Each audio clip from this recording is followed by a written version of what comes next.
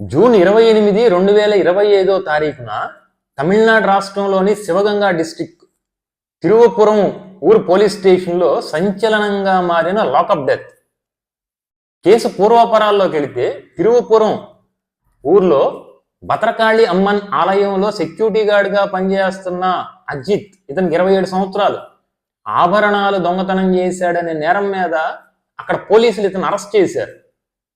Arrest చేసి విపరీతమైన చిత్రహింసలకు గురి చేసి లాఠీలతో విచక్షణారహితంగా కొట్టి ప్రైవేట్ పార్ట్స్లో కారాలు కూడా జొప్పించి చిత్రహింసలకు గురి చేసి చావుకు కారణమయ్యారు. దాదాపు బాడీ మీద 45 పైన అతి తీవ్రమైన గాయాలు ఉన్నట్లుగా అక్కడ గవర్నమెంట్ డాక్టర్స్ గుర్తించారు పోస్ట్ మార్టంలో. దీని మీద మద్రాస్ హైకోర్టు చాలా సీరియస్ అయింది. ఇమీడియట్గా అక్కడ డీజీపీ వీళ్ళని సస్పెండ్ చేసి క్రిమినల్ కేసెస్ ఈ 5 పోలీసుల మీద ఫైల్ చేయడం జరిగింది.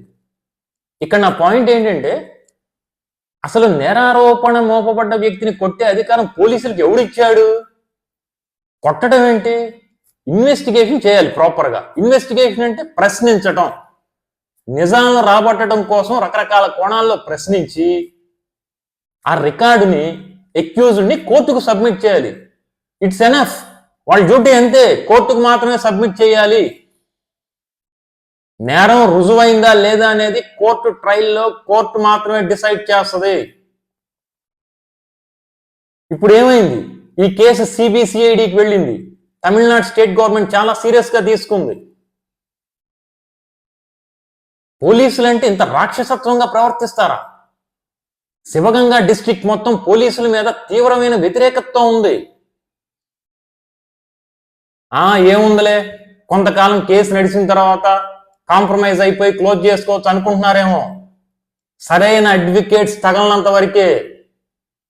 కోర్సు, రాజ్యాంగం నవ్వులాటగా ఉందా మీకు? సస్పెన్స్ కాదు, ఉద్యోగాల నుంచి టెర్మినేట్ చేసేసి కఠినమైన కారాగార శిక్షణ వేస్తుంది కోర్టు. ఇది గుర్తుపెట్టుకోండి.